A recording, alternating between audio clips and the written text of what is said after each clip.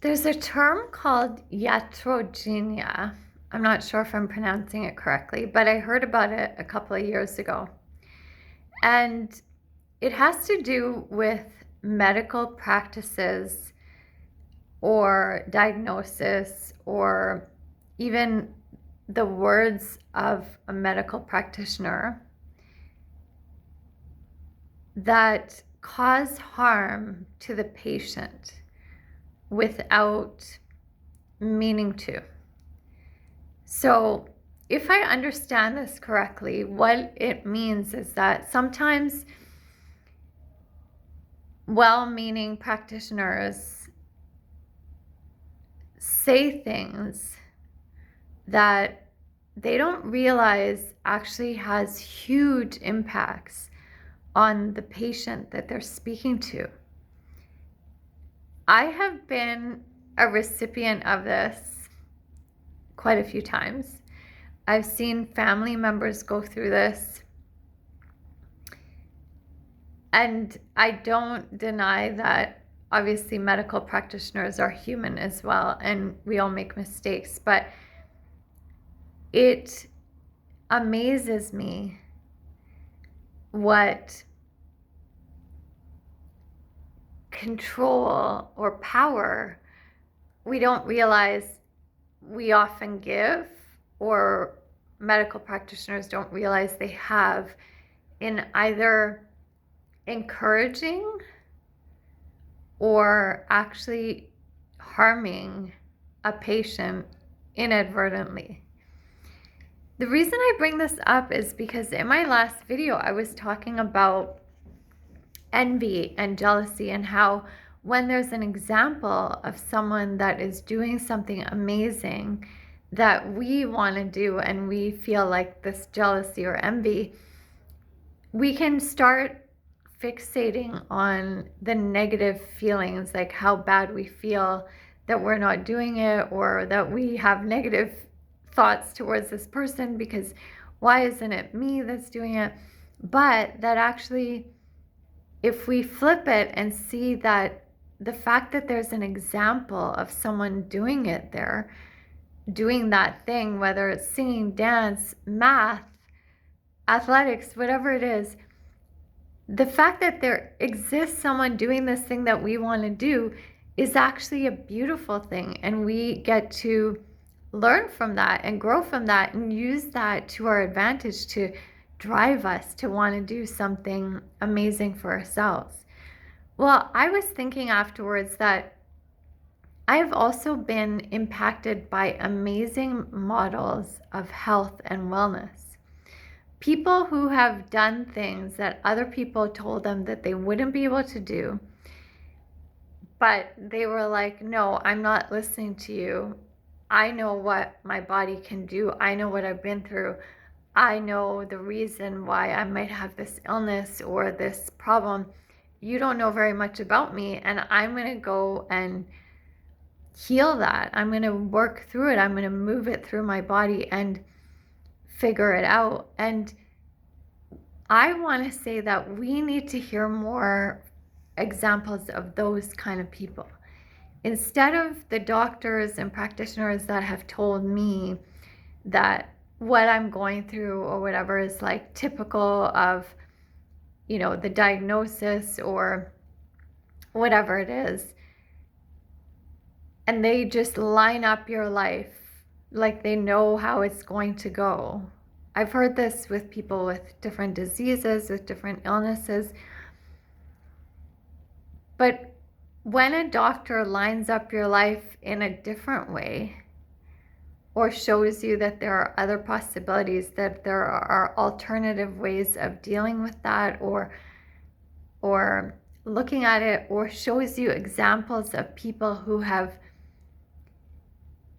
proven the statistics wrong, that to me is, first of all, so brave and so daring of the practitioner, because obviously they want to give you the simple answer because they don't want to be liable for like what advice they're giving you. But it doesn't have to be like a oh, this is the only way. But if they open up your mind to like, this is another possibility, it is incredible what our ears, eyes, senses take in and realize like, oh, this is another possibility. I'm going to take that direction. It drives us to actually see that as another avenue. And I want to thank those practitioners, people out there, examples out there that have proven the medical, conventional diagnosis or practicalities of things wrong. One fine example of this is Donna Eden. She is a pioneer in energy medicine. She really understands the power of the body to heal itself because we are energetic beings. We're not just physical beings. And she was diagnosed with MS years ago when she was in her 20s, and she was actually told she was going to pass away because it had gotten really bad and she was having problems with her heart and her organs were weakening, and she just decided, no, that's not what I'm listening to. The doctors or practitioners that were pulling off this like iatrogenia thing on her, you know, making her believe in something that was going to end up harming her, she was like, no, I know that there's another way. I can feel it in my body. My body needs to work through some things and heal through some things. And she started healing herself. And she was in her 20s, and now she's in her 70s, and she's teaching people how to heal themselves. And she is in amazing health right now. She has healed herself from all the symptoms of MS. She could barely walk. She could, you know, she wasn't functioning very well in her 20s, and now she's thriving. And her daughters teach about this, and she raised her daughters, and that was part of her motivation to get healthy. But imagine if people showed us these examples of people that are actually breaking those statistics. I know it's scary because you feel like then you're giving someone false hope.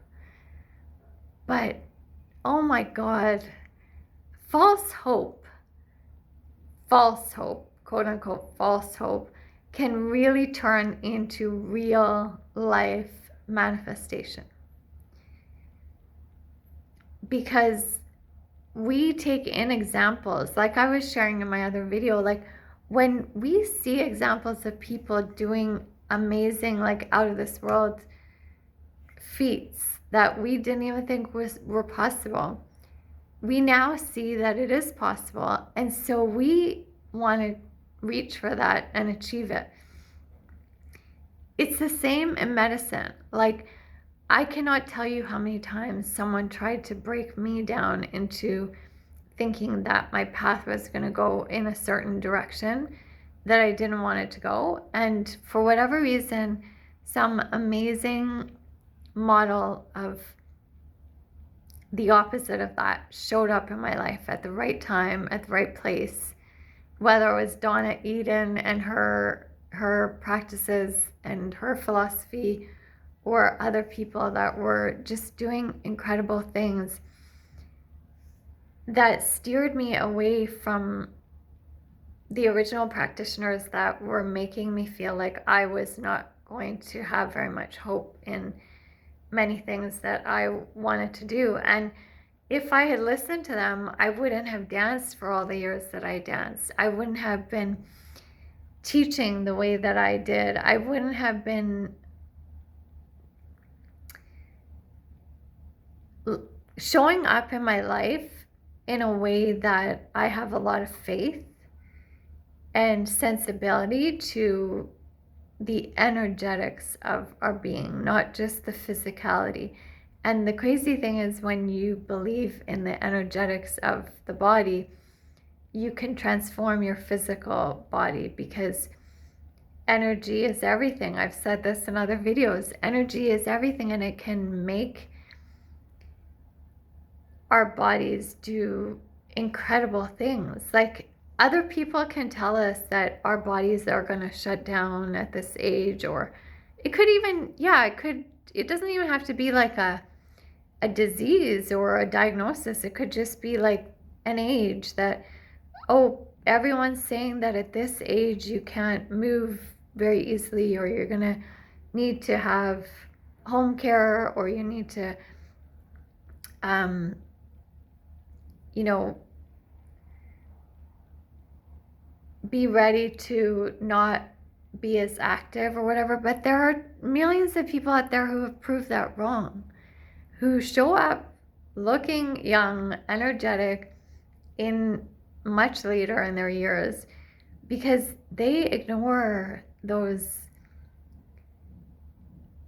well-meaning but practical, but like not very, like, people think it's naive to think this way, but I actually think sometimes it's naive to think the other way. It's naive to think that everyone ages and in a way that shuts themselves down and they can't do certain things. Like, I have met so many people that completely destroy that stereotype, and I am welcoming it into my life. I'm welcoming those people, those models, those examples. As I said in my last video, I think it was actually Abraham Hicks that talked about welcoming what examples of well-being in your life, because it shows you what is possible. It shows you what you can do. It shows you that that manifestation is real, and it shows you what you desire your life to be. And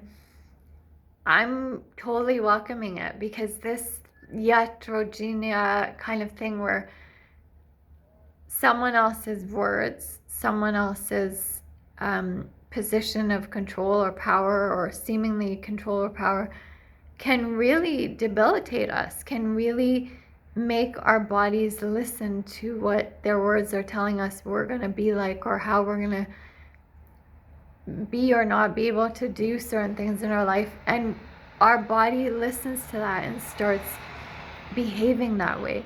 But that means our body can also listen to someone who is an example of well-being in a later age. It doesn't even have to be an age. It could be, maybe you have a certain disability, or you have a certain weakness, or you didn't learn something from a younger age, and people say, oh, you can't learn that later in your life, or you can't do that if you have that particular disability or whatever. But I'm telling you, there are examples of everything that you keep.